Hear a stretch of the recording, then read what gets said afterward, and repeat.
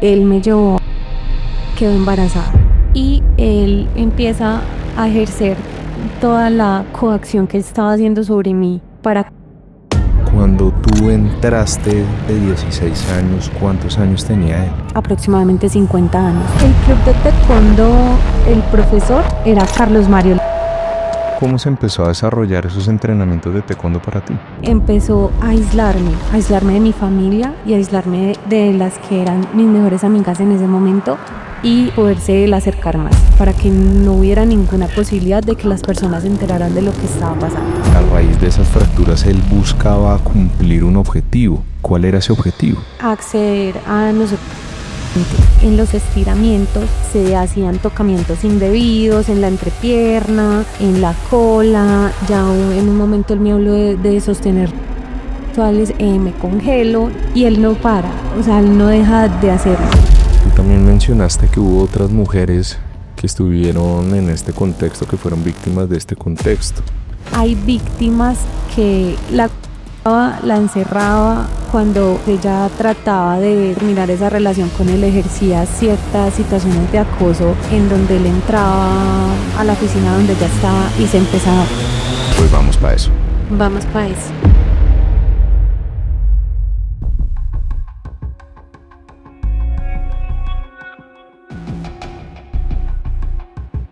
Y bueno, si ustedes tienen un caso que creen que merezca justicia, pues vamos para eso. Bueno, bienvenidos todos a su podcast Vamos Pa' Eso. Hoy en este capítulo traemos la historia de Susana.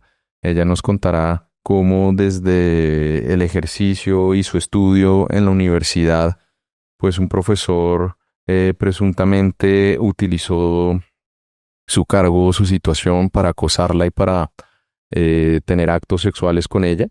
Y pues que tal vez es una historia muy importante para poder entender cómo funciona el escenario de la violencia y cómo se puede explicar la noción de violencia en los delitos sexuales. Así que bueno, bienvenida mi querida Susana a tu podcast. ¿Cómo estás? Bien, muchas gracias Juan José por este espacio. Como es política, vamos para eso mi querida Susana. A mí me gusta siempre primero resaltar tu historia y quién eres tú y posteriormente pues entrar a contar y a que nos relates cuál es tu caso y cuál es tu historia. Así que por favor cuéntame cómo te llamas, cuántos años tienes, qué haces tú en tu vida. Bueno, mi nombre es Susana Gómez, yo tengo 32 años, soy abogada, soy especialista en Derecho Comercial y Financiero. Actualmente estoy casada, tengo 2 hermosas hijas, vivo aquí en la ciudad de Bogotá, pero nací en la ciudad de Medellín y estudié y pues he vivido la mayor parte de mi vida en la ciudad de Medellín, Colombia. En Medellín, Colombia. Cuéntame un poquito sobre esa infancia, en qué parte de Medellín creciste y cómo se desarrolla esa infancia y esa juventud. Bueno, la primera etapa de mi vida, en la infancia, vivía en un barrio que se llama Santa Mónica en Medellín. Y ya como en la parte de la adolescencia vivía con mi papá, mi mamá, mi hermana en un sector que se llama La Floresta. Y estudié Derecho en la Universidad Autónoma Latinoamericana en un aula. Y cuando me gradué ya me vine a vivir a Bogotá. Actualmente trabajo y vivo acá. ¿En qué trabajas? Yo soy abogada en una empresa que es Defensoría del Consumidor Financiero de varias entidades del sector financiero. Ok. Duro esa vaina, ¿no? Cantidad de quejas y cantidad de situaciones te deben llegar. Sí se ayuda bastante al consumidor financiero. Sí, pues hablo como por la empresa en la que trabajo, que siempre tratamos como de hacer todo en excelencia en pro de proteger a los consumidores financieros. Cuéntame un poquito cómo inicia esa carrera de Derecho en un aula. Bueno, yo llego a la universidad, siempre me he caracterizado por ser muy aplicada académicamente, porque me va muy bien pues como en el ámbito académico. Empiezo a estudiar pues como con todos los sueños y esperanzas de ese momento en el que uno como estudiante llega a una universidad. Y desde el primer semestre que entré a la universidad, empiezo a entrenar simultáneamente taekwondo en la universidad, en el club de taekwondo de la universidad. ¿Y cómo fue ese desarrollo primeramente académico? ¿Cómo te iba académicamente? Muy bien, la verdad siempre me fue muy bien y como que ese comienzo pues fue como pasar de un entorno en el que uno estaba en un colegio donde pues uno no tenía pues como tantas libertades por el tema de las edades a pasar a un entorno de la universidad en donde todo era más como que uno tenía más libertad, que uno ya se desprende más como del brazo de los papás. Y no, la verdad me empezó a ir muy bien académicamente y descubrí que me gustaba mucho la carrera que había elegido. Y entonces te encantaba el derecho penal, ¿hasta cuándo y hasta dónde? Hasta que segundo semestre que quise empezar a estudiar criminalística simultáneamente, mi papá me dijo que no y yo me busqué el dinero, me pagué un semestre de criminalística y cuando me tocó ya ir a morgues y esas cosas, ya empecé a dejar de comer, a llorar, pues como sin ningún, como a pensar como en esas imágenes que veía allá.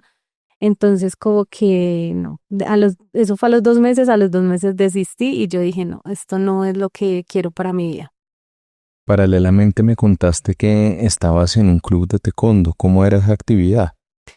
Bueno, cuando yo llego a la inducción de la universidad, nos recibe o nos presentan como los deportes que hay disponibles para practicar en representación o los clubes de la universidad y entre ellos está el club de taekwondo. Lo elegí porque nunca fui una persona que me gustaran los deportes de contacto, pero lo elegí porque era como la única opción que no era como en el sol, porque yo sufría mucho de migrañas. Ok. Entonces lo elegí por eso, pero la verdad, pues a medida que empezó a pasar la situación que nos trae acá, me enganché y se me creó pues como un sueño con el taekwondo de un sueño olímpico, como le llaman, a medida pues que empezaron a transcurrir los entrenamientos y la verdad me enamoré del deporte. Ok.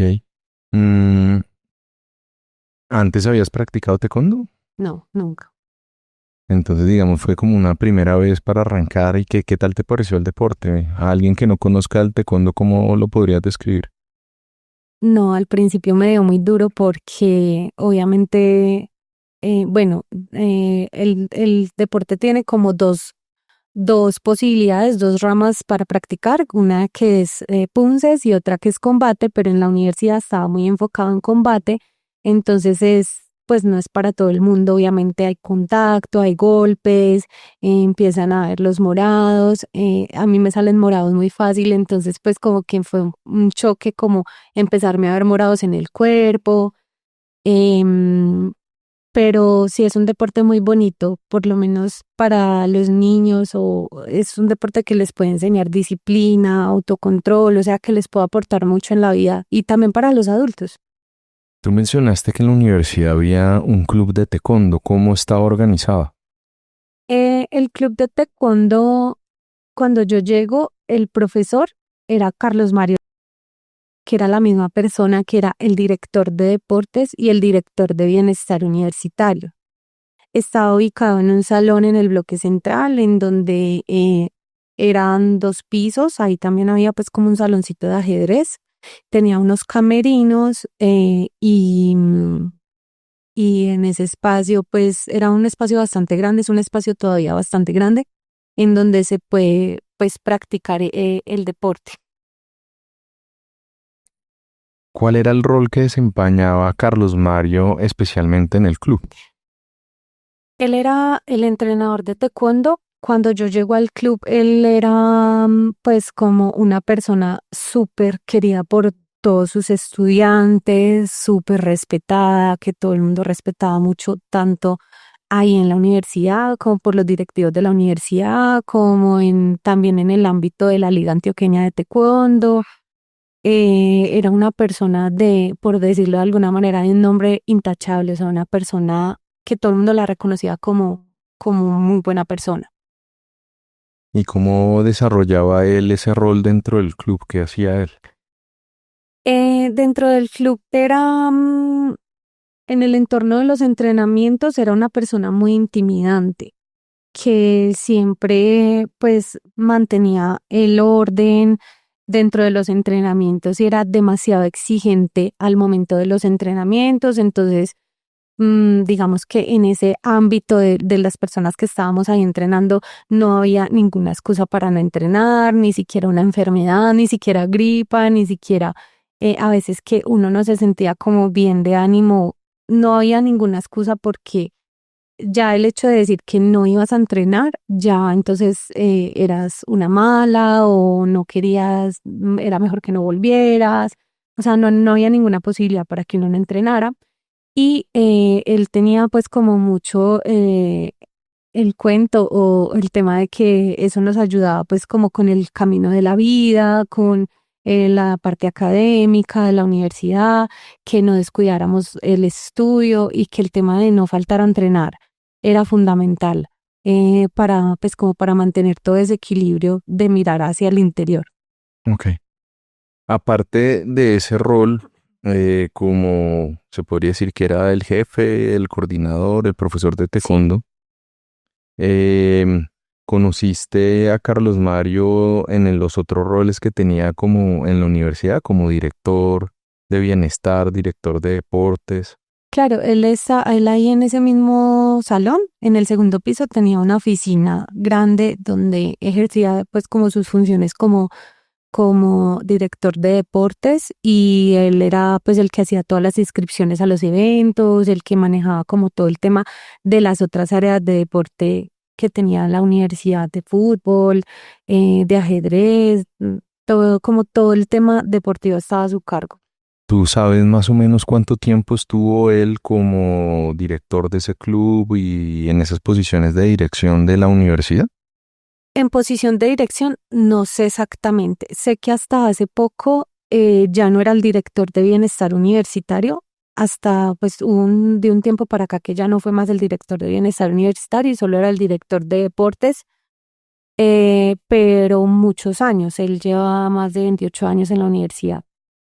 Y durante el tiempo en el cual tú estuviste en la universidad, él estuvo en esas En esos posiciones. cargos. Sí. Cuéntame un poquito cómo se empezó a desarrollar esos entrenamientos de taekwondo para ti. Bueno, cuando yo llego a empezar a entrenar en el club, empezó como todo un tema de supuestamente ayudarme a mejorar en ciertos aspectos de mi vida, pero ahora lo veo como un tema de bajarme la autoestima. O sea, que tú estás gordita, que tú estás, que estas cosas están mal en ti, esta alimentación.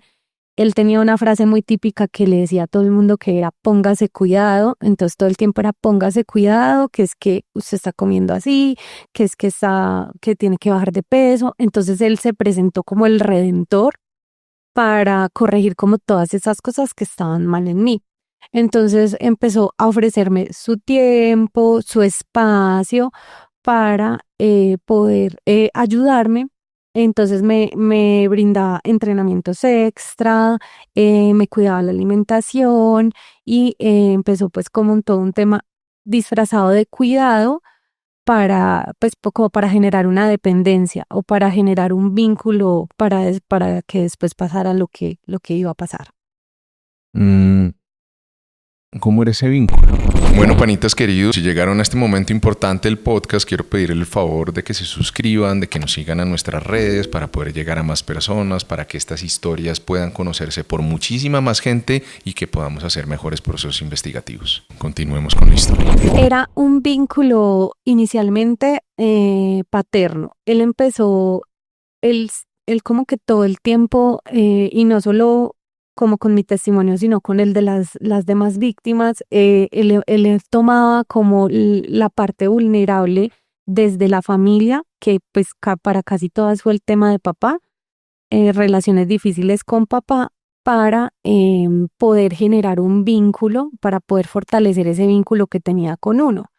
Entonces él empezaba a cuidarte en la comida, a darte como cosas que necesitabas, a hacer tu apoyo como con el tema como tu oído y tu hombro en el tema académico, si algo necesitas, si quiere véngase a estudiar acá, cómo hacer lo que no hacía un papá en casa para generar ese vínculo y esa dependencia. ¿Cómo llegó él hasta allá? ¿Cómo pudo él evidenciar, según lo que tú me dices, la ausencia o la ausencia de esa figura paterna y cómo él pudo utilizarlo? Bueno, él era una persona que intervenía mucho en la vida de uno, o sea, te preguntaba mucho acerca de tu vida, de lo que estaba pasando en casa.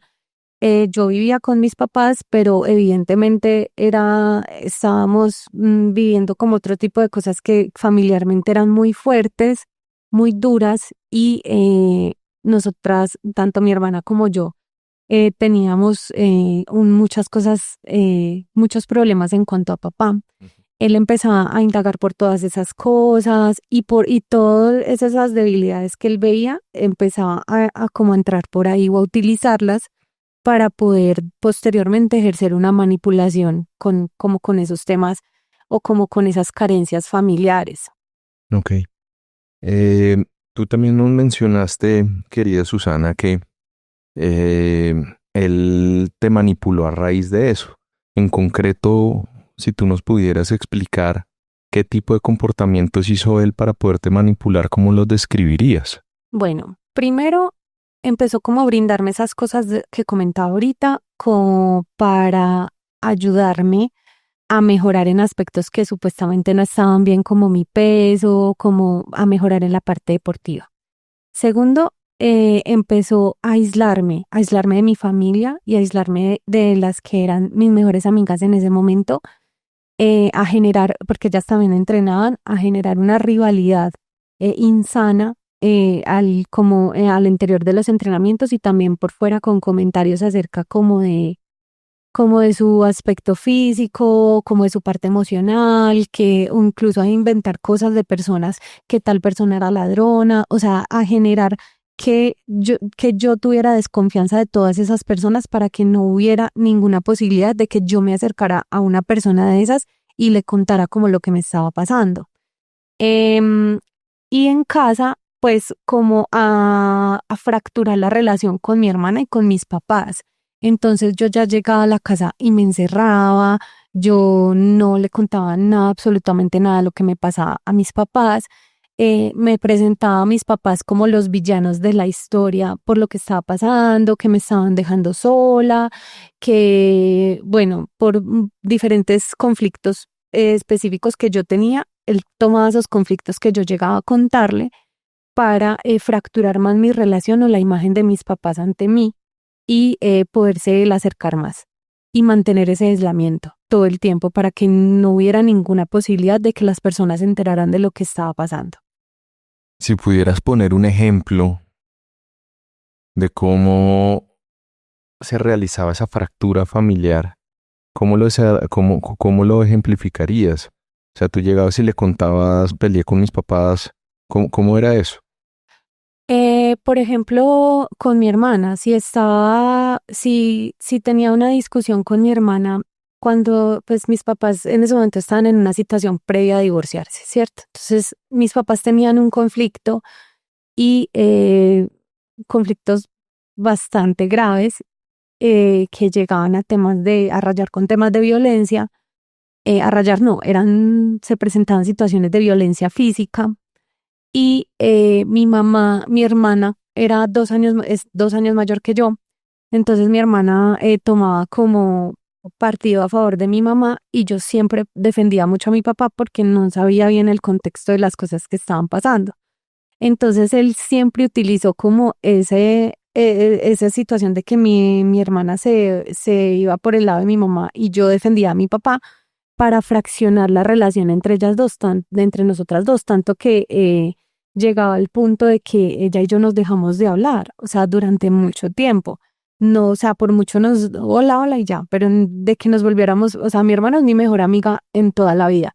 Y que yo dejara durante mucho tiempo como de contarle cosas a mi hermana, como de acercarme a ella para cosas, era todo bajo la influencia de él. Él era, es que su hermana le tiene envidia, es que su hermana no quiere que usted haga esto, es que su hermana no se da cuenta que, o sea, por mi parte se ponía de mi lado, como en la situación pues que podía estar ocurriendo con mis papás, pero después, más adelante, cuando empezó el tema con mi hermana, hacía lo contrario. Le decía a mi hermana, para ejercer la misma manipulación sobre ella, que yo era la que le tenía envidia, que yo era la que tenía, que no quería que ella lograra las cosas, que yo no quería que ella siguiera entrenando taekwondo porque sabía que ella era muy buena. Bueno, no sé, unas cosas Es sin decir, sentido. tu hermana, ¿cómo se llama tu hermana? Alejandra, Alejandra también fue estudiante de Carlos Mario.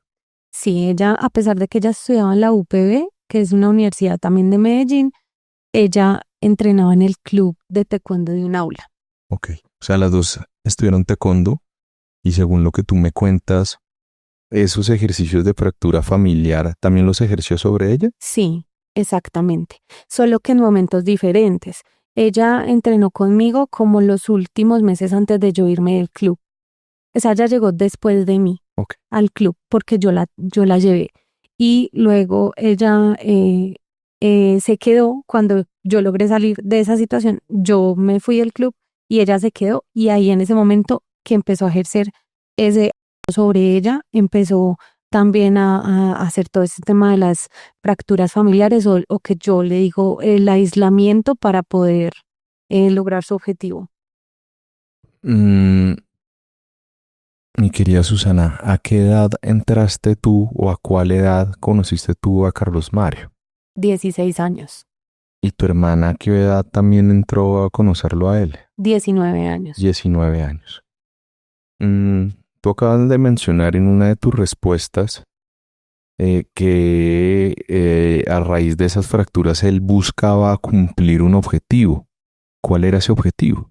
Eh, a nosotras, porque bueno, no solo fui yo, luego me enteré que había más víctimas, pero sí, él utilizaba no solo esa herramienta del aislamiento y y de las fracturas con las relaciones más cercanas a uno, sino también que utilizaba el espacio de la universidad y utilizaba el control que tenía sobre sus estudiantes, porque a medida que he venido como contando esta historia, muchas personas dicen, ah, pero es que, y si simplemente fueron relaciones de pareja de él, no, porque es que si fueran relaciones de pareja de él, él no buscaría estudiantes, buscaría personas por fuera. Siempre lo hizo utilizando el entorno del espacio de la universidad que tenía a su libre disposición y lo hizo pues como ejerciendo relaciones de control sobre sus estudiantes, sobre las personas que llegaban a entrenar al club pues de edades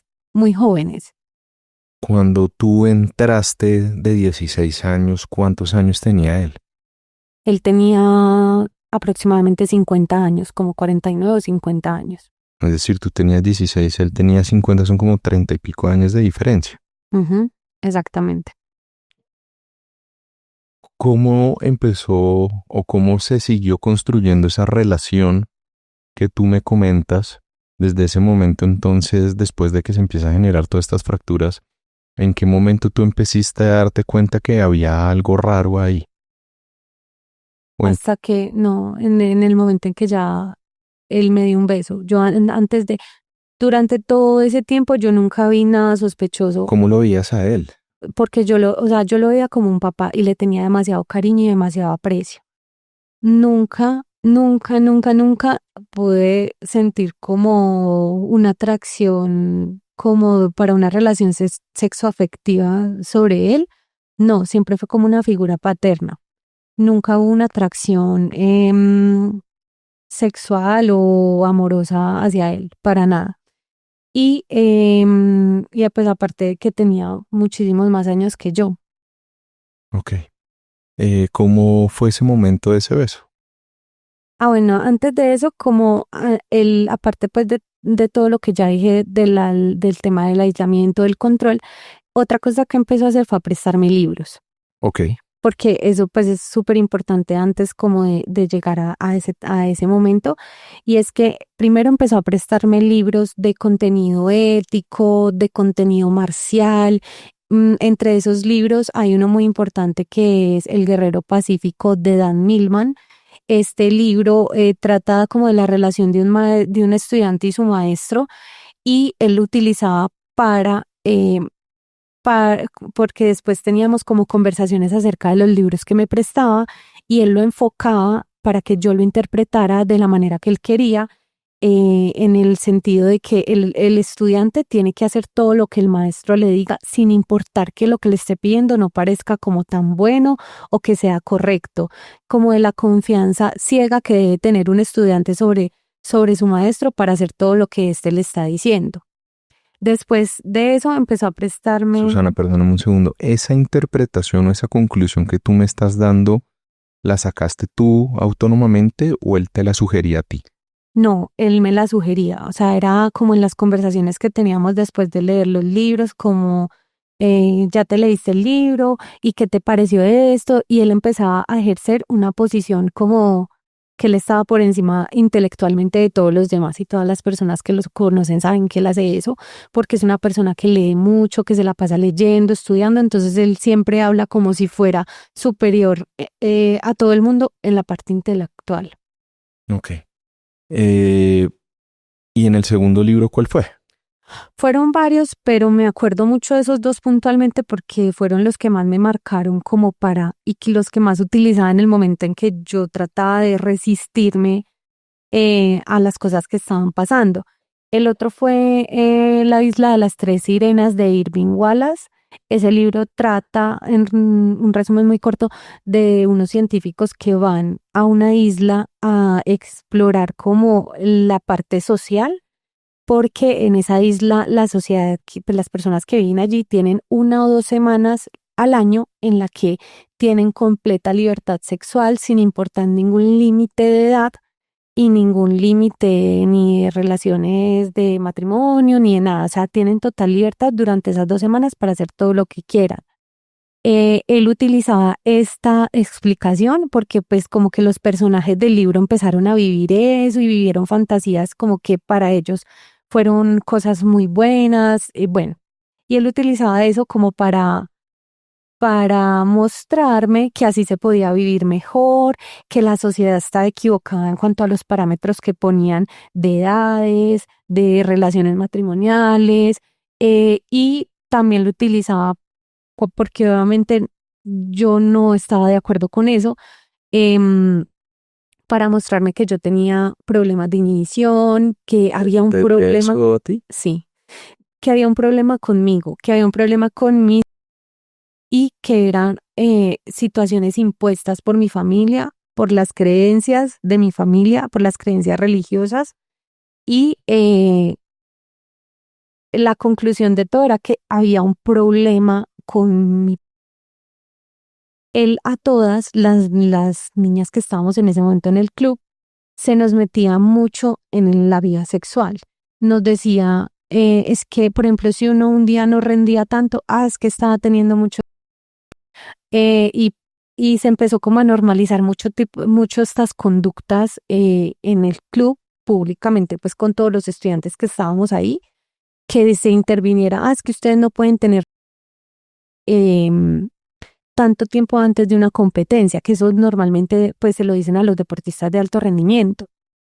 Pero él ya empezaba, es que usted ya está teniendo relaciones y usted cómo es en la cama o cosas así, a niñas desde los 16 años, que él tenía que ser la persona que nos cuidara, la persona responsable de nosotros en el ámbito del club, y era la persona que empezó como a normalizar todo ese tipo de comentarios. Además que en los estiramientos se hacían tocamientos indebidos en la entrepierna, en la cola, en muchas partes, muchas cosas que se empezaron a normalizar y que uno se siente muy incómodo, pero que al ser ya como tan normalizadas en el entorno, como que uno no dice nada. Uno se queda callado viéndolas y cuando se le hacen esas cosas a uno. Entonces, los pesajes en ropa, uno se pesaba pues porque como eso es por categorías de peso, los pesajes en el club eran delante de él,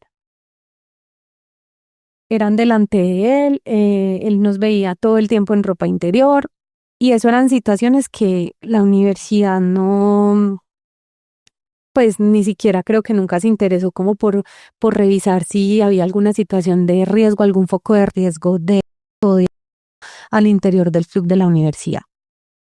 ¿Qué tal fue ese momento como ese cambio de literatura? ¿Alguna de las personas que vieron ese cambio de pasar como de un escenario marcial, deportivo, ético, a entrar a la sexualidad, en algún momento existió algún tipo de comentario, algún tipo de observación frente a eso? No, estaba súper normalizado. Incluso hay una publicación de Facebook de una de mis compañeras con ese mismo libro, o sea, ante los ojos de todo el mundo, pero como que nadie sabe, nadie se ha leído ese libro, pues como en mi entorno cercano nadie se lo ha leído y como que nadie sabe que ese libro puede ser un arma de doble filo para cometer este tipo de abusos. Entonces, como que el entorno del club sí sabían que habían libros que era literatura con contenido sexual, pero nadie decía nada. Ya eran como cosas súper normalizadas y él siempre actuaba como si él fuera un incomprendido en cuanto al tema sexual, en cuanto al tema, porque como siempre hacía ver como si estuviera en un nivel superior a todos los demás, como no, es que lo que yo pienso de la vida y de lo que debería ser la sociedad, nadie lo entiende. Tú nos mencionaste el momento del beso. Ujú. ¿Cómo llegó, cómo se llegó hasta ese momento? Bueno, ya cuando pasó como todo lo de estos libros, eso siempre sucedió en todo el tiempo, pero eso fue como la base fundamental para que pasara. Ya en un momento en que yo estaba en el club, estaba como por el área de los camerinos del club y él un día que pues sabía que no había nadie ahí, él tenía un sensor en la puerta que él mismo instaló hace más de 10 años que le permitía un sensor de sonido por si alguien entraba y ese sensor era lo que le permitía cometer este tipo de cosas. Él era la única persona que tenía llave de ese espacio, Mm. tenía total disposición de ese espacio, ¿cierto? Y entonces un día por los camerinos del club, él me dio un beso y yo me quedé congelada, o sea, yo no le dije que no con la voz, pero a mí se me notó, o sea, primero total sorpresa, porque hasta ese momento era algo que yo jamás hubiera esperado, además porque no había sucedido absolutamente nada que demostrara previamente o que yo le estuviera dando mi consentimiento para que él hiciera eso o que estábamos estableciendo algún tipo de relación sexoafectiva, para nada, al contrario, era una relación muy paternal. Entonces yo me quedé congelada. Lo primero que uno siente en ese momento es culpa y vergüenza. Uno piensa, yo pensaba como si yo hubiera ocasionado eso. Yo decía, pero yo qué hice para ocasionar esto. El, al ver pues como mi reacción, que yo me quedé como congelada, él se detuvo y luego me pidió disculpas, me dijo que no sabía qué le había pasado, que es que yo olía muy rico, que es que yo era muy madura para mi edad, pues como todo este tipo de frases que utilizan estas personas que quieren a una persona muchísimo menor, a un joven o a un niño. ¿Cuántos años tenías tú ahí? 16 años. Ahí habían pasado 2 o 3 meses desde que yo llegué al club. Mi querida Susana, tú nos acabas de contar que cuando sucedió este hecho del beso, tú te quedaste paralizada en una sección de los lockers. ¿Cómo podrías describir esa sensación, ese síntoma que tuviste en tu cuerpo? Eso es una sensación en la que uno sabe que lo que está pasando, uno no quiere que pase, primero que todo. Eh, Uno no sabe qué es lo que está sucediendo, o sea, hay un momento de total confusión. Uno no sabe cómo detenerla. A la edad que yo tenía, si bien no hubo una coacción física, sí hubo una coacción moral, psicológica por todo este trabajo de manipulación que él venía haciendo a través de lo que de todo el tiempo que yo pasaba ahí en el club, de todo lo que me decía, de los libros, de las conversaciones de los libros, del tema de hacerme creer que había un problema conmigo y que eso que estaba pasando estaba bien y era bueno para mí. Pero es una parálisis porque uno no es capaz de defenderse como la gente pensaría que uno actuaría frente a de salir corriendo y pedir ayuda. No, uno sabe que algo está muy mal, es una situación demasiado confusa. La mayoría de las no saben que están siendo víctimas de abuso sexual y ese es el principal motivo por el que yo decidí cómo hablar públicamente de este tema, porque es algo tan confuso para uno que muchas personas pueden estar escuchando esto, estar siendo y no saberlo todavía. Entonces es una coacción que va mucho más allá de lo físico, va mucho más allá de coger una persona y abusarla físicamente, forzarla a hacer algo físicamente, sino que es todo un trabajo que se hace y precisamente por eso él selecciona víctimas de esa edad, porque en esa edad es donde uno está más vulnerable mentalmente, es más influenciable y es más fácil hacer que una persona y que además está pasando por situaciones muy difíciles en casa, que no tiene como esa firmeza de los padres que deben estar acompañando como esas diferentes tipos de situaciones o procesos de la vida de uno. Entonces llegan personas que aprovechan de eso y por eso es que él no busca mujeres de 30, de 35 años, sino que busca jóvenes entre los 16, como llegué yo, y los 20 años de edad. Mm, ¿Qué sucedió posterior al beso? ¿Cómo se siguió desarrollando los hechos que nos estás contando? Él se disculpó, dijo que no lo iba a volver a hacer, pero pues después de unos días volvió a suceder y volvió a suceder lo mismo. Yo vuelvo y entro en ese estado de indefensión aprendida, me congelo, no le digo que no con mi voz, pero evidentemente mi cuerpo no está pidiendo que pase eso. Se me nota supremamente incómoda como con lo que está ocurriendo. em, y él no para, o sea, él no deja de hacerlo, continuamente sigue sucediendo. ¿Cuántas veces sucedió? ¿Puedes recordarlo?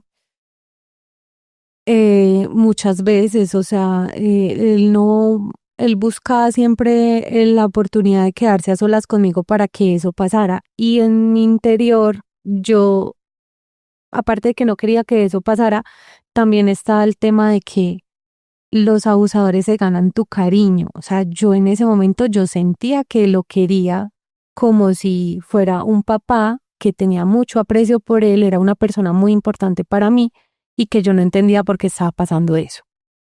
Mm, Posteriormente a eso, ¿qué sucedió?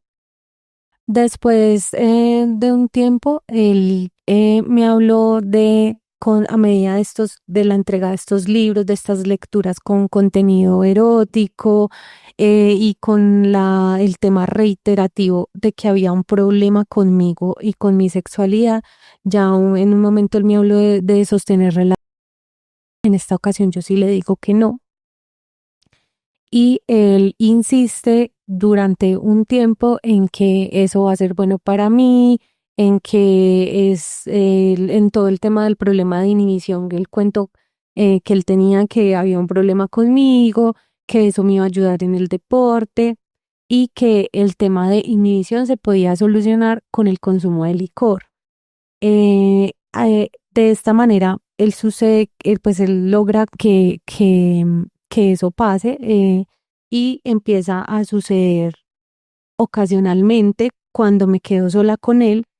En esos momentos, yo en ningún momento le muestro deseo de como de pareja o que si yo quisiera estar en algún momento con él, cuando suceden estas cosas, yo me quedo como congelada, o sea, literal, mi cuerpo no emitía ningún movimiento ni ningún signo de que quería que eso estuviera pasando. Ahorita yo te contaba que una de las características más relevantes de él es que es una persona muy intimidante. Entonces, todo desde el entrenamiento y las relaciones con sus alumnos, él las forja desde el miedo. Entonces, también, incluso para ponerla, al momento en que puse la denuncia y al momento en que fui a la universidad a acompañar a mi mamá porque a ella le tomaron su testimonio en la universidad, sentía demasiado miedo de encontrármelo. Yo literalmente le decía a mi mamá que tenía demasiado miedo de encontrármelo y que no sería capaz de enfrentarlo. Eh, y eso es una situación pues que para mí deja ver que todo se desarrolló desde el miedo y desde el control emocional y psicológico, desde esa coacción psicológica que él ejercía sobre mí.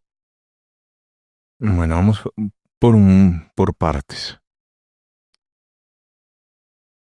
Cuando, yo creo que es importante que puedas explicar cuando tú te refieres a que pasaron esas cosas, fueron encuentros.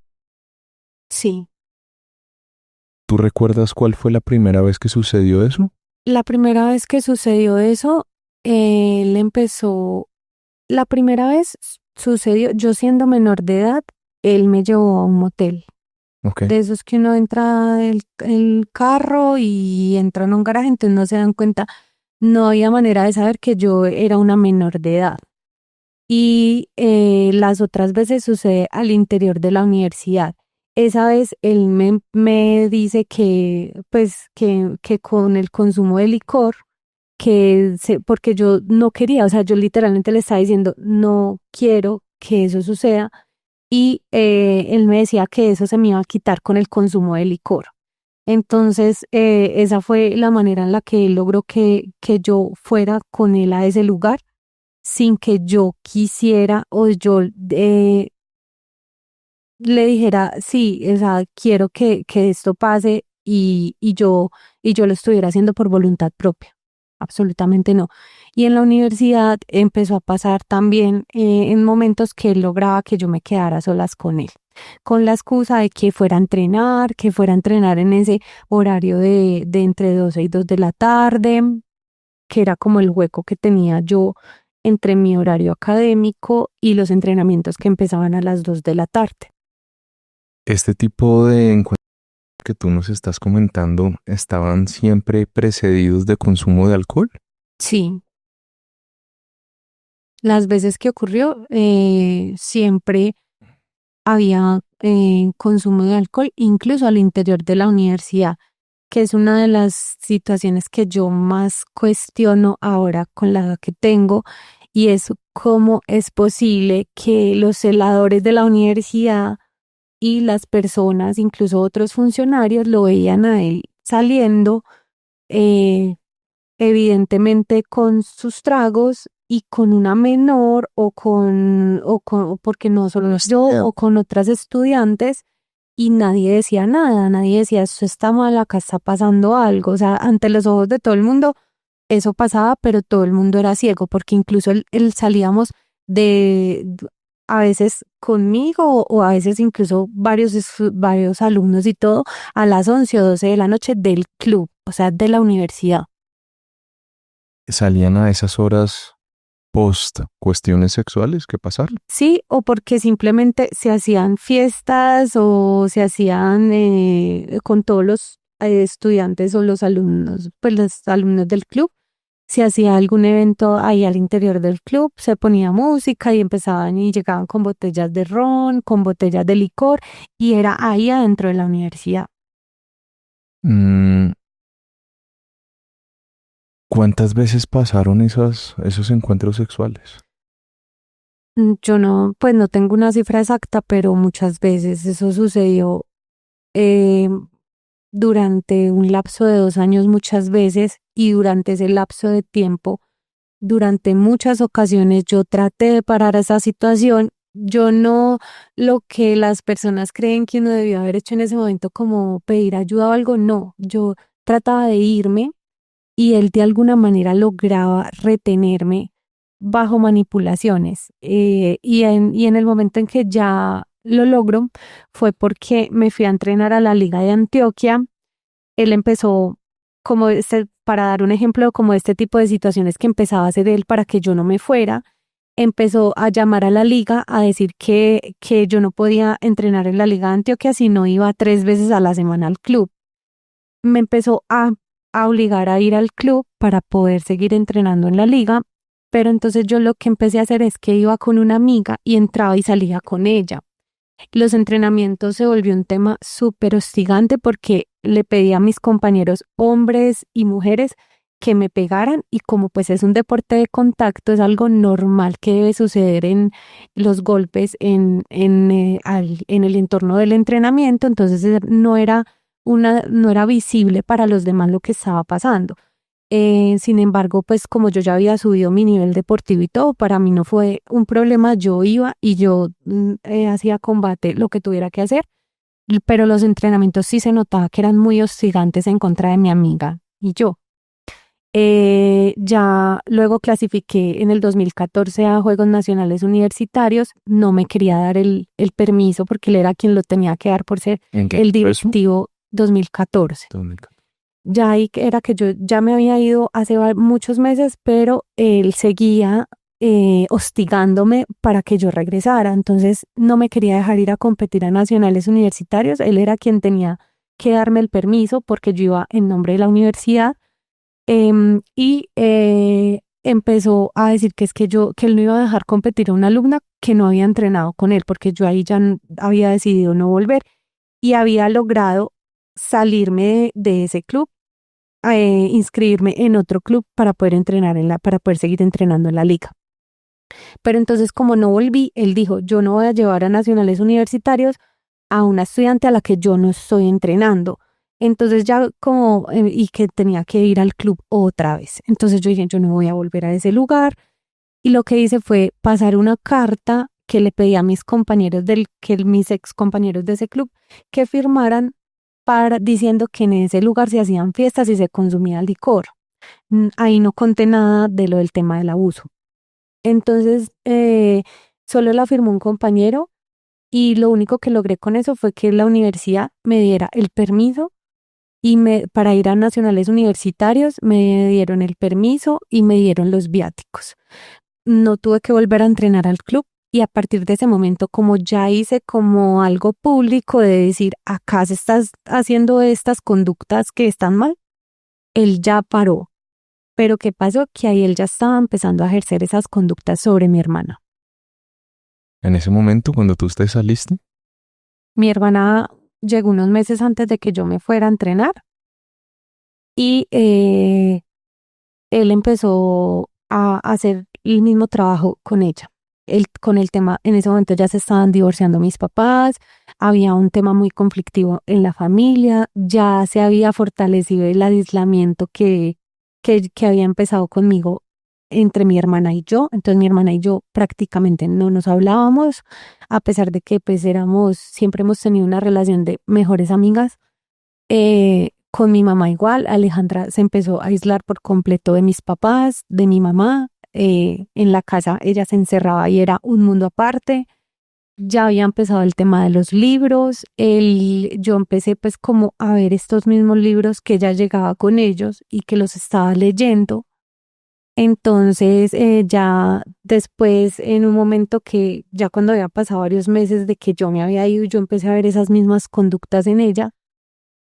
Yo todavía no había identificado el abuso que yo había vivido, pero yo sabía que era algo malo, que eso que tan malo que yo había pasado también le estaba pasando a ella.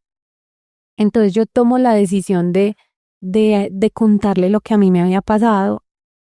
Y ella, de esto que voy a decir, me enteré el año pasado.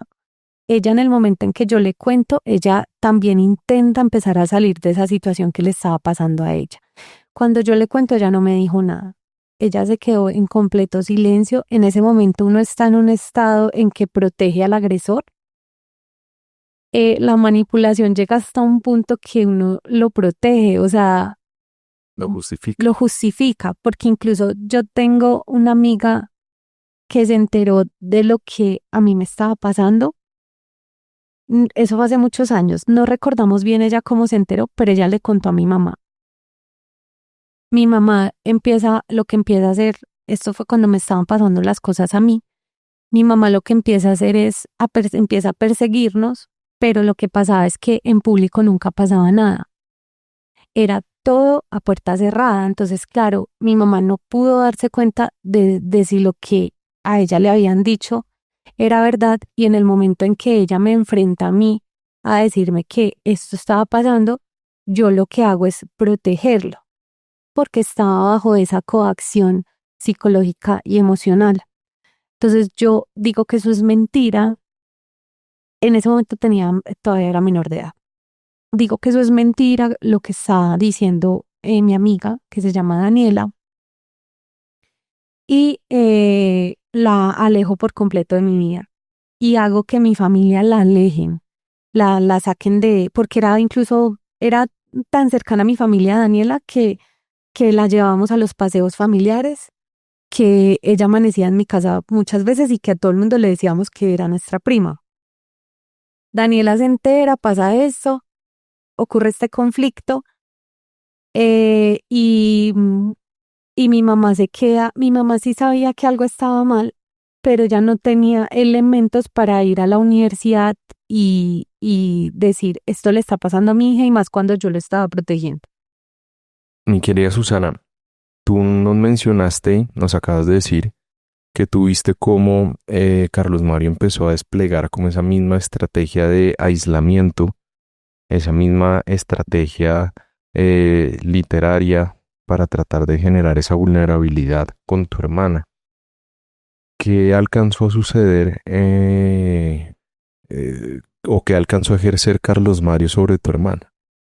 Bueno, como mi hermana, cuando le empezó a suceder esta situación con él, tenía 19 años, él tuvo un poco más de libertad ante los ojos del gremio de taekwondo para normalizar la relación que estaba sosteniendo con ella.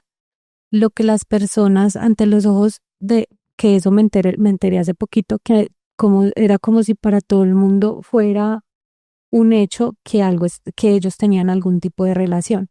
Lo que las personas de pronto no saben o no sabían era cómo se forjó esa relación, que no empezó de una forma consentida, que no empezó de una forma voluntaria, que empezó como consecuencia de un montón de situaciones de manipulación y de control sobre ella con este tema de los libros, que tampoco fue que ella haya dicho, ay, me enamoré de tal persona y quiero empezar a tener una relación con esta persona. No, fue el resultado de todo este tema de coacción, del aprovechamiento de una situación de vulnerabilidad de ella, familiar, emocional que ella tenía para poder lograr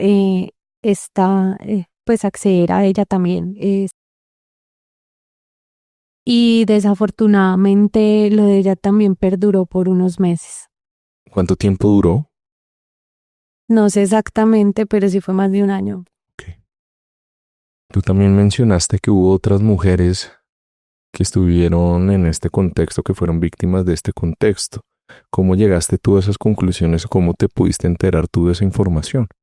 Bueno, de varias maneras. Primero, cuando lo de mi hermana, yo lo sospeché por el tipo de conductas que ella empezó a tener, pero no lo supe con certeza hasta el 2024, que yo decido iniciar el escrache, iniciar la denuncia ante la universidad, porque pues yo seguí con mi vida, pero él seguía en ese entorno donde tenía el control de ese espacio, de ese club, seguían llegando niñas allá y yo dije, yo estoy segura que él sigue haciendo esto. Yo le hablo con mi mamá, le digo, voy a denunciarlo en la universidad y en ese momento en que yo hablo con mi familia, empiezo a hablar como con el entorno cercano, me entero que mi hermana también le había sucedido. Em,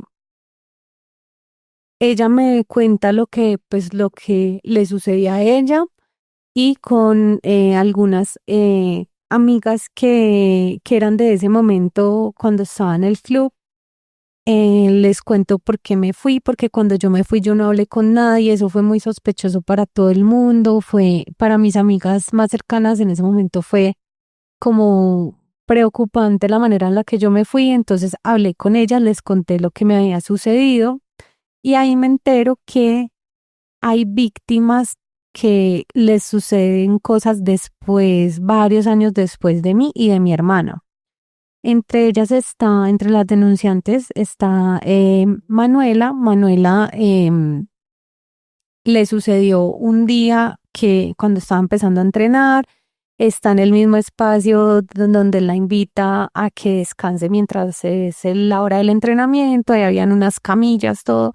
ella se acuesta en una camilla y él empieza sin su consentimiento a forcejearle el pantalón, la blusa y ella no tenía, estaban en el segundo piso, ella tenía su celular en el primer piso, entonces ella estaba muy asustada porque es que es un rincón por allá arriba de la universidad y entonces ella ella le decía de forma disimulada como no, es que va a entrar alguien, yo no, pero todo el tiempo le estuve diciendo que no, que no, que no y durante varios minutos él la estuvo forcejeando, besándola sin su consentimiento y ya después de varias veces que ella le dijo que no, que no, que no, ya él se detiene y ella logra salir de ese lugar y nunca más volvió, pero sí le contó a algunos de sus amigos y de esa manera es que yo logro enterarme de lo que pasó.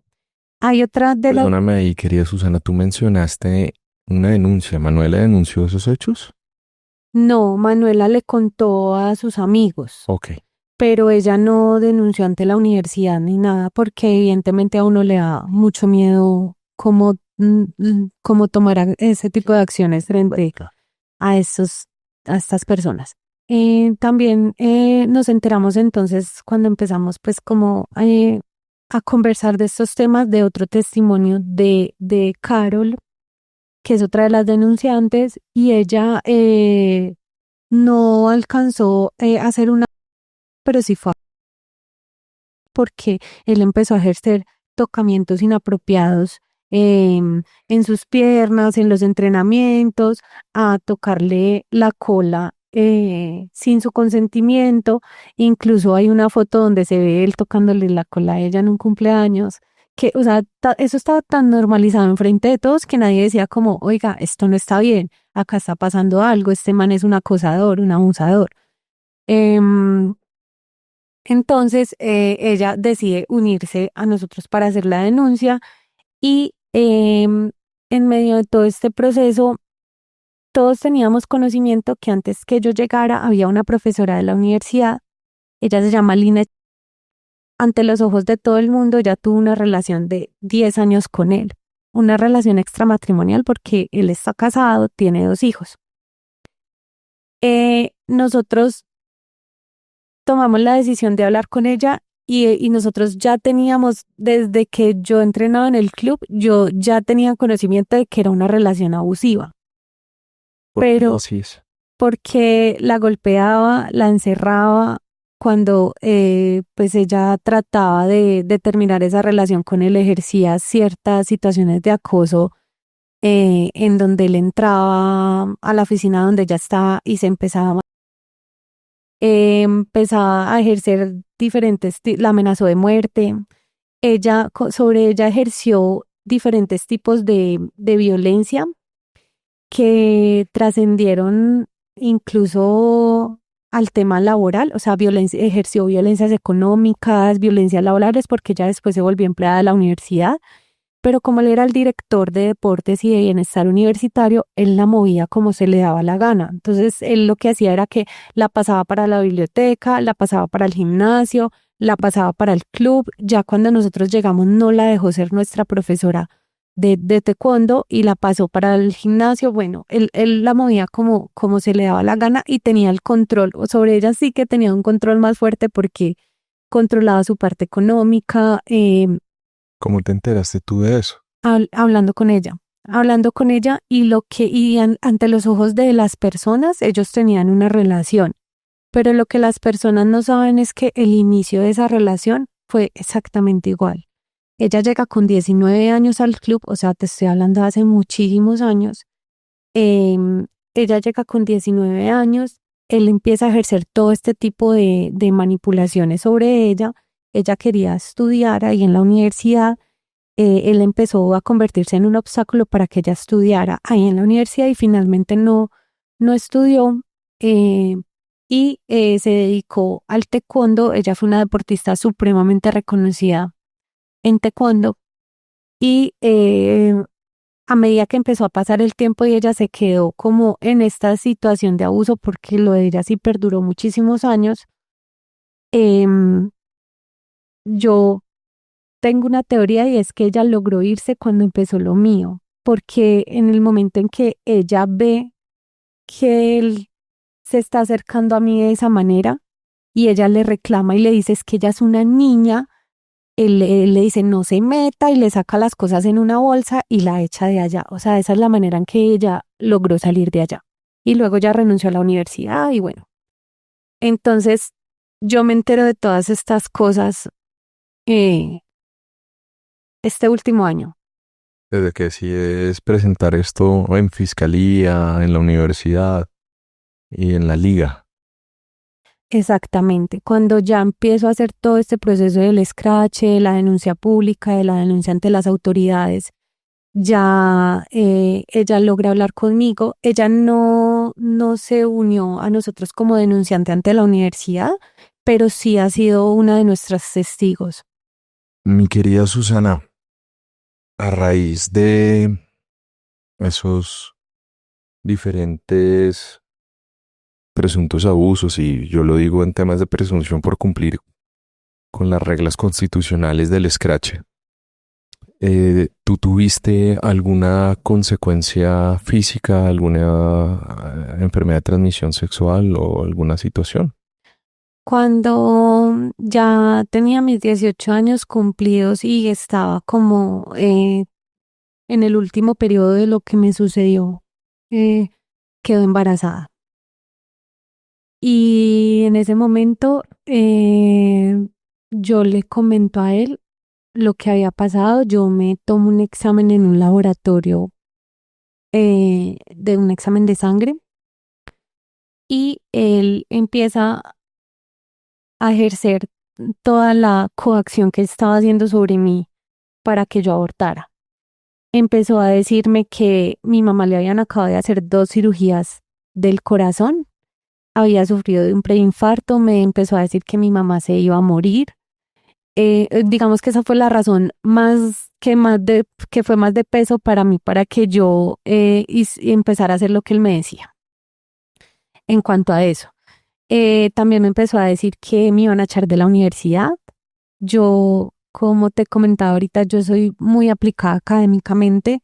Siempre me he caracterizado por mis buenas notas, porque soy muy juiciosa. Y esas 2 razones me atemorizaron, pero también dijo que mi papá lo iba a matar a él, que lo iban a echar del trabajo, que iba a perder su familia, Pura que manipulación. sí.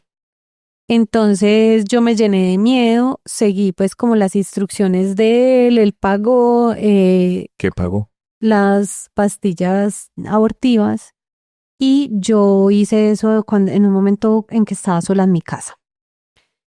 Eh, y ese mismo día voy al club y él me obliga a entrenar, porque para él no había ninguna excusa para no entrenar.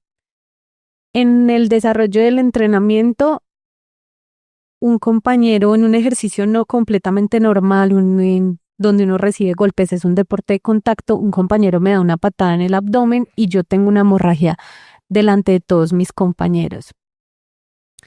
Yo bajé a la enfermería de la universidad y pues yo obviamente pues no conté lo que estaba pasando, pero le dije al enfermero que simplemente había tenido una hemorragia así de la nada y él me dijo que orinaran en una cosita de estos de muestra de La muestra laboratorio. de laboratorio.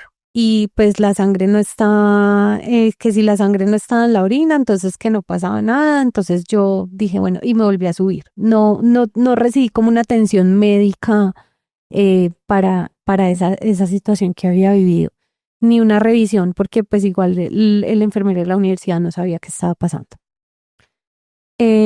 Luego, toda esa semana tuve que seguir entrenando normal, siempre, nunca pude dejar de entrenar ni un día. Y obviamente eso trajo serias afectaciones a nivel psicológico, emocional. Yo me volví una persona supremamente insegura. Cuando desde el principio que empezó a pasar esa situación, yo empecé a tener muchas pesadillas. Yo empezaba a gritar por las noches y decía que había alguien, que alguien me estaba mirando. Incluso mis compañeros de taekwondo saben eso porque cuando íbamos a campamentos y dormíamos las mujeres en un mismo espacio, yo me despertaba gritando y eso me pasó hasta el año pasado, hasta que pude empezar terapia para sanar eso y que pues de diferentes maneras pude como irlo sanando, porque eso no, pues yo pienso que eso no se olvida del todo, eso siempre es algo que lo va a perseguir a uno toda la vida y que uno no va a poder olvidar. Entonces, obviamente, eso sí ha traído serias afectaciones en mi salud, en mi vida, y pues haber vivido una situación de esa estando tan joven, pues obviamente fue muy difícil. Mi querida Susana, tú nos mencionaste que habías tenido o que has iniciado diferentes procesos de denuncia. Cuéntame un poquito qué has iniciado y en qué está todo o en qué terminó todo. Bueno, nosotros pusimos la denuncia en diciembre del 2024 en la universidad, el 4 de diciembre, y simultáneamente puse un derecho de petición para que la universidad me explicara con qué protocolos se iba a atender esa denuncia y qué personas eran los entes encargados de atenderla. No me respondieron. Entonces me respondieron hasta mediados de febrero y me respondieron simplemente diciendo que como él había renunciado, que no habían podido concluir el proceso disciplinario. Eh, yo supe que tomaron algunos testimonios porque a mi mamá la llamaron a tomar testimonio y yo la acompañé a la universidad. A nosotros nunca nos hicieron parte del proceso. La universidad tiene un protocolo de violencias basadas en género en donde se establece que ante una denuncia de estas tienen que hacer a las víctimas parte del proceso y ellos nunca nos llamaron ni siquiera a ofrecernos un apoyo psicológico, apoyo jurídico, absolutamente nada. Nunca nos contactaron para nada, ni siquiera para ofrecernos disculpas por lo que nos había pasado en sus instalaciones. Yo pongo una acción de tutela. A raíz de esa acción de tutela, el juez les ordena respondernos de forma completa cada una de las peticiones. Nosotros pedimos que intervinieran a los estudiantes que actualmente estaban en el club desde pues un profesional y que tuviera enfoque en temas de violencias basadas en género, o sea, la universidad nos pudo todavía nos puede ayudar mucho como en tema probatorio en la fiscalía, pero la verdad es que han sido súper negligentes. Yo en esa acción de tutela logré que la primera instancia, les ordenaron respondernos de forma completa, pedirnos disculpas por la mora de 5 meses en contestarnos y yo impugné porque ellos no se pronunciaron en cuanto al tema del debido proceso. ¿Y qué es lo que pasa? Que a él le aplicaron un reglamento administrativo, no le aplicaron el reglamento docente y evidentemente él durante muchos años fue el profesor de la universidad. Le debieron haber aplicado el reglamento docente que dice que sin importar si el profesor se desvincula de la universidad, el proceso disciplinario tiene que seguir. Además que supuestamente él renunció el 11 de diciembre, pero le tomaron los descargos el 16 de diciembre. Entonces fue una excusa. Si supuestamente no podían seguir el proceso porque renunció, porque le tomaron los descargos el 16 de diciembre. ¿Cuándo fue, mi querida Susana, en el momento en el que tú haces ese scratch? ¿En qué momento tú decides contar esto públicamente? ¿Está relacionado con la renuncia en alguna forma? No. Yo el Scratch decidí hacerlo desde hace más de un año porque siento que la manera de que todo el mundo se dé cuenta de la verdad de lo que es él y también que era la manera yo necesitaba encontrar una manera primero de ayudar a las niñas que estaban llegando allá, porque es que él tenía el completo control de ese espacio, de ese club y seguían llegando niñas menores de edad a ese lugar y también jóvenes, no importa que no eran menores de edad, pero también podían ser víctimas de este tipo de conductas que eran sistemáticas. Como ya vimos, era algo que ocurrió desde muchos años antes que yo, luego vine yo, luego mi hermana, luego le pasó a otras niñas y quién sabe cuántas víctimas más hay que no sabemos y que no son capaces de hablar porque es que esto no es fácil hablarlo y visibilizarlo porque siempre pensamos que el abuso implica forcejeo, una violación. No, hay muchos tipos de abusos y este es uno de ellos que no es tan visible y que muchas personas pueden haber sufrido y no saberlo. La parte de estar vinculado, de que estuvo vinculado a un aula en Medellín, en Colombia, él estaba vinculado, tú sabes si está vinculado laboralmente o ejerciendo como profesor o como docente, como líder en temas de taekwondo en otros lugares. Lo que tengo conocimiento es que actualmente es el tesorero de la liga. En esa acción de tutela que ¿De me... cuál liga quería eso?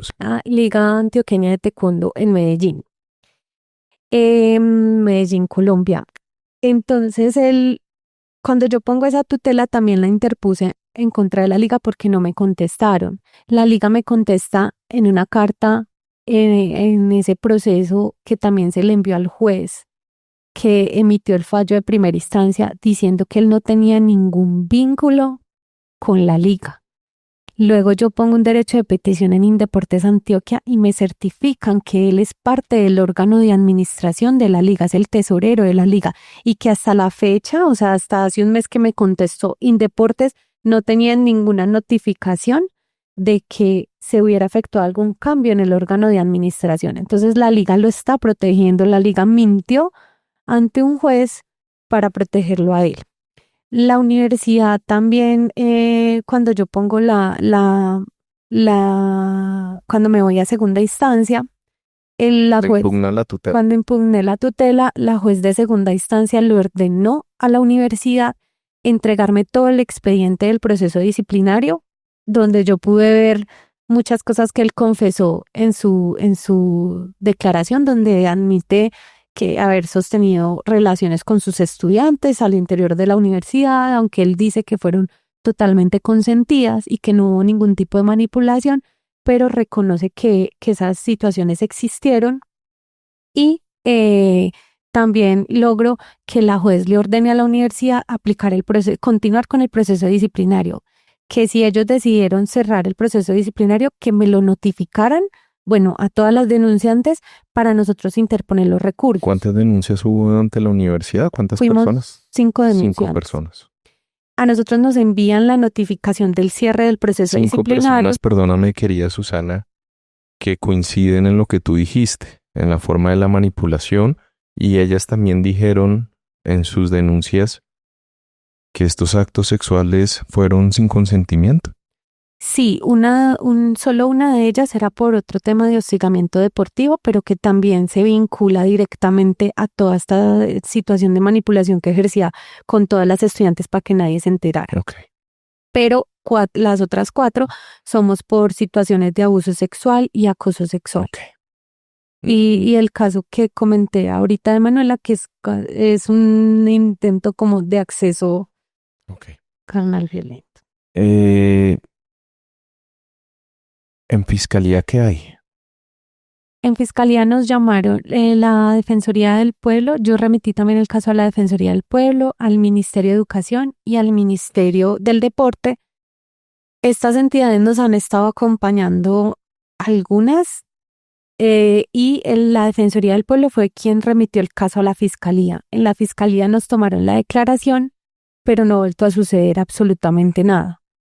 Y ya en este momento está pendiente. El Ministerio de Educación sí nos dijo que había encontrado irregularidades en el proceder de la universidad y que remitía el caso como al área donde toman ya las decisiones administrativas, pero tampoco nos han vuelto a decir nada. Y la universidad, yo apelé el cierre del proceso disciplinario desde hace un mes y no he recibido ninguna respuesta. O sea, la universidad...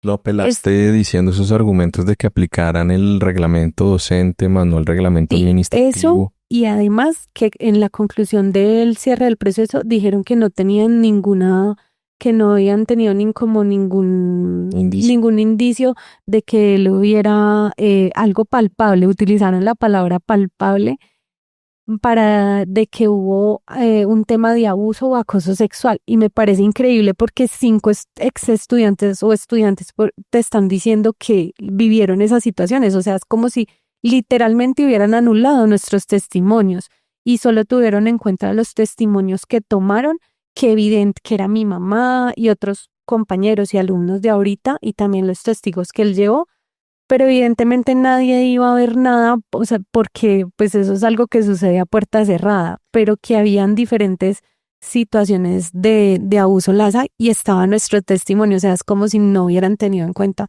nuestro testimonio y eso fue como la motivación de la apelación, pero eso fue hace un mes y no hemos recibido respuesta. Es como si ellos todo el tiempo estuvieran esperando a que nosotros estuviéramos ejerciendo acciones judiciales para poder actuar. También le han dicho a los jueces que están tomando acciones de reparación con nosotros y esta es la hora que yo estoy acá después de tanto tiempo esperando a que la universidad me notifique qué es lo que están haciendo y no han hecho absolutamente nada. O si lo están haciendo, no nos quieren involucrar en el proceso. Hay varios puntos muy relevantes, no solamente para ti que quiero explicarte, sino que creo que es muy importante que todas las personas que vean el podcast entiendan. Y es que estamos pues presuntamente en un escenario de delitos sexuales, ¿cierto? Delitos sexuales que pueden ir desde el acoso sexual hasta el acceso carnal violento y que de acuerdo a lo que tú me cuentas también podrían llegar a pasar por los escenarios de acceso carnal violento en persona puesta en incapacidad de resistir, por ejemplo, en que todo dependerá naturalmente de los hechos y de lo que pues, se logre probar en la fiscalía, porque pues el proceso penal tiene dos grandes etapas, que un fiscal se convenza que existe un delito y que naturalmente después ese fiscal, de la mano de las víctimas, también pueda entrar a convencer a un juez de la existencia de un delito. Pero tal vez una de las cosas más importantes que tenemos que concluir y que le podemos transmitir, que te quiero transmitir y que le podemos transmitir a toda nuestra comunidad, es que hace mucho tiempo la Corte Suprema de Justicia de Colombia, al interpretar, y en muchos países de Latinoamérica es de esa manera y en muchos países de Europa también, y es que el componente de la violencia es muy importante en el acceso carnal, en los delitos sexuales por regla general. Porque por regla general, y por eso se llama acceso carnal violento también, porque se ejerce violencia para que la persona no pueda resistir y no se pueda oponer a los actos sexuales, bien sea un acceso carnal, que es cuando hay una introducción de cualquier cavidad, en cualquier cavidad de un órgano sexual, de las manos o incluso de objetos diferentes. Los actos sexuales son todos los actos diferentes a una penetración que tienen la finalidad de satisfacer sexualmente al agresor sexual. El acoso sexual es un delito también en el cual una persona aprovecha esa relación de jerarquía, esa relación como profesor, esa posición como pastor, esa posición como jefe, esa posición como en cualquier rango social que le pueda dar un poder sobre la otra persona y utilizan esa relación de jerarquía para hostigar, para molestar, para inducir, para tratar de obtener algún tipo de comportamiento o algún tipo de finalidad sexual. Entonces, de los hechos que tú me cuentas, pues uno podría ver que posiblemente podrían generarse diferentes tipos de delitos. Pero el tema de la violencia en los delitos sexuales es muy importante porque pues la violencia tiene que estar presente. Durante muchísimo tiempo existía esa visión que tú me estabas contando y es creer que la violencia solo tiene que ser física y que las víctimas en su momento cuando no tenían violencia física, es decir, no las dejaban amordazadas, no las agarraban, no existía un acto de control físico para poder cometer los delitos sexuales, entonces se suponía que era voluntario o se suponía que no existía la violencia. Pero mira que al nivel Latinoamérica, al nivel Europa hace mucho tiempo, las altas cortes, que son las que interpretan el derecho, han entendido que el requisito de la violencia no es solamente físico.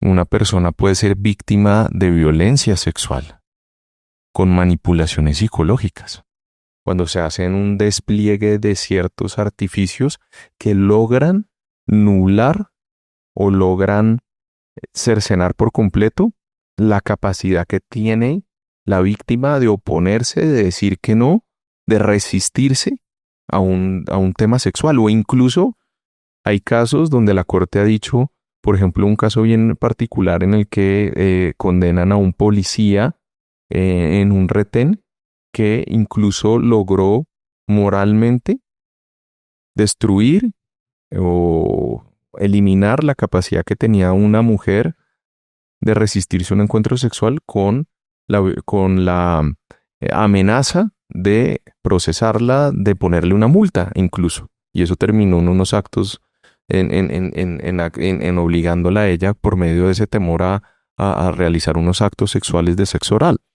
Entonces, también el concepto de resistencia ya también está revalorado hace mucho tiempo. Incluso las cortes han dicho que para poder considerar que hay violencia sexual no se requiere que la víctima pelee, ¿cierto? No se requiere que la víctima se defienda, porque eso también llegó durante mucho tiempo a creer que las víctimas entonces siempre tenían que irse en contra de su agresor sexual con dientes, puños y lo que tuvieran para considerar que hubo violencia sexual. Incluso esos actos de resistencia no son necesarios ni indispensables para poder considerar que los delitos se cometen. Entonces, en tu caso sería muy interesante que se le pudiera presentar a la fiscalía una serie de pruebas para poder probar que esa eliminación de la resistencia frente a estos actos abusivos, partiendo de la edad que tenías y también partiendo de un contexto en el cual se te empezó a manipular, podrían ser suficientes para tratar de anular el consentimiento, tanto positivo como negativo, y que esta persona se aprovecha de esto para accederte carnalmente.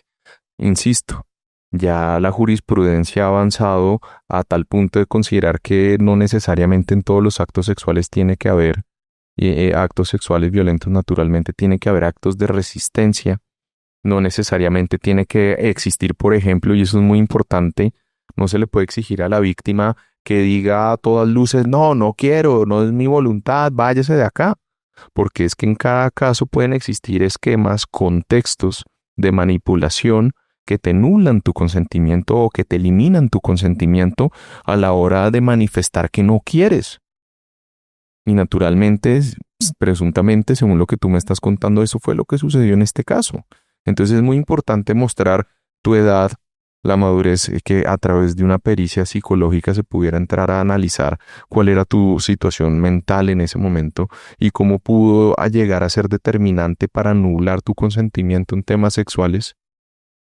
Todo este panorama y este contexto de manipulación, de destrucción de red de apoyo, de aislamiento y cómo después de ese proceder, no solamente contigo, sino con las demás denunciantes que ojalá puedan ver el capítulo y puedan empoderarse de esto legalmente, pudieran plantear ese contexto que además, según lo que tú me cuentas, no solamente sucedió contigo, sino fue sistemático, prácticamente que era un molde, prácticamente que era una guía de pasos donde se puede denotar la sistematicidad de ese comportamiento y de esa manera que ustedes logren mostrar que existió una anulación de la voluntad por un esquema de presión psicológica, moral y basada en también esa relación de jerarquía, de superioridad, de confianza que, según lo que tú me cuentas, él construyó alrededor de ustedes y que fue determinante para que ustedes no se oponieran.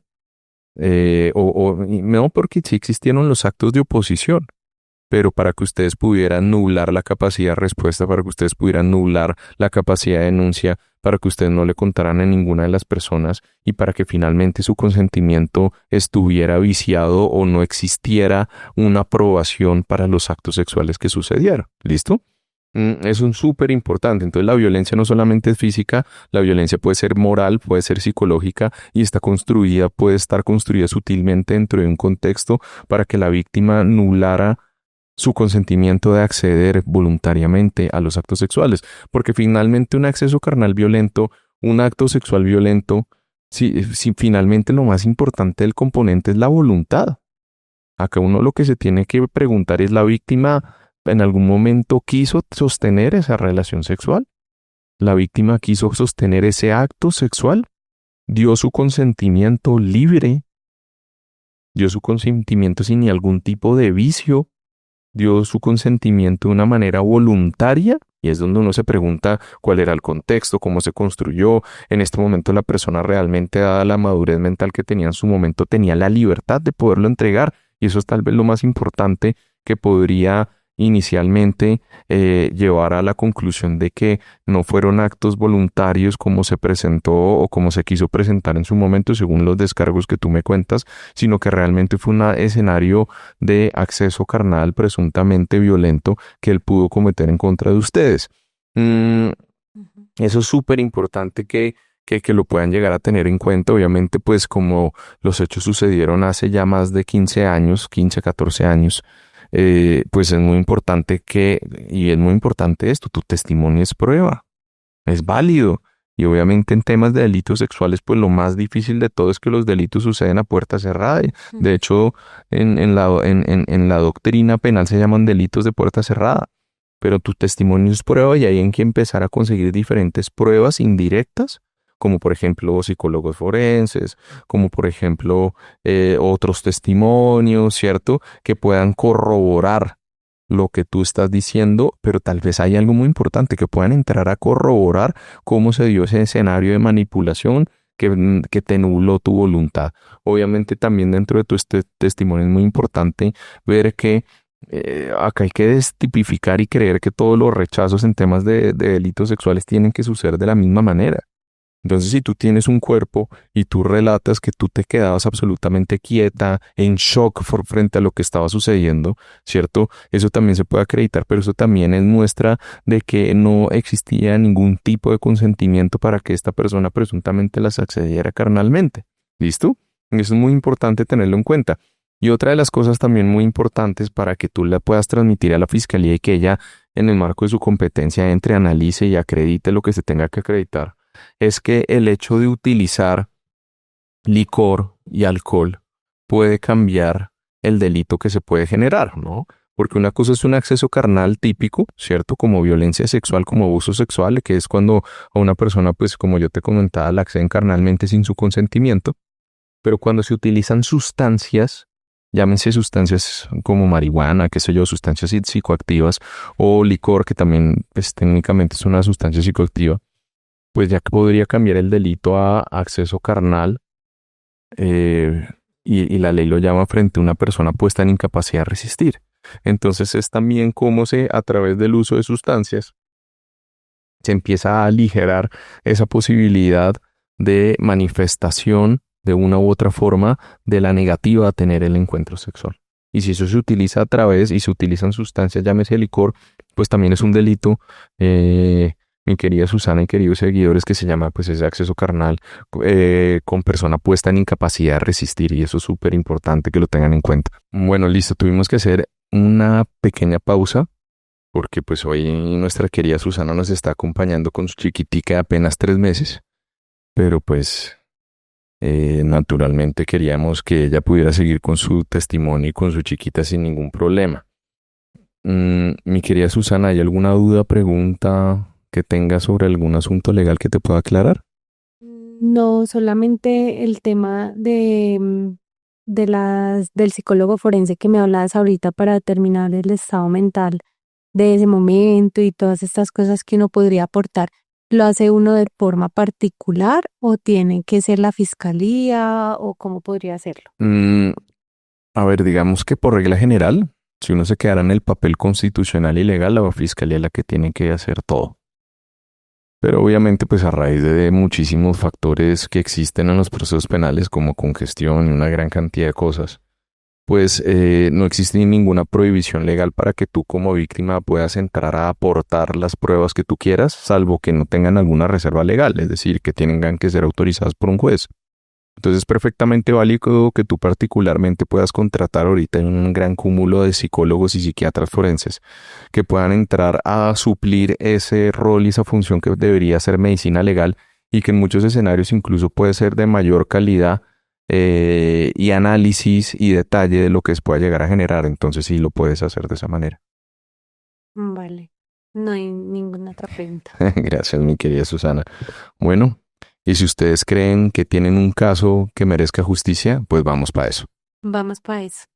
En Vamos Pa' Eso somos profundamente respetuosos de la presunción de inocencia y entendemos que esta solo puede ser refutada por un juez de la República. También consideramos que las personas que asisten a este podcast, en la gran mayoría de los casos, están ejerciendo su derecho constitucional a la libertad de expresión, materializada en su derecho al escrache, que no es otra cosa que poder denunciar públicamente en el marco de la imparcialidad, de la veracidad, del no hostigamiento virtual ni físico y naturalmente al no revelar datos personales que puedan individualizar e identificar a estas personas, cumplimos con los requisitos constitucionales del escrache. Es por eso que hacemos estos capítulos y es por eso que somos cumplidores de la ley y de la Constitución.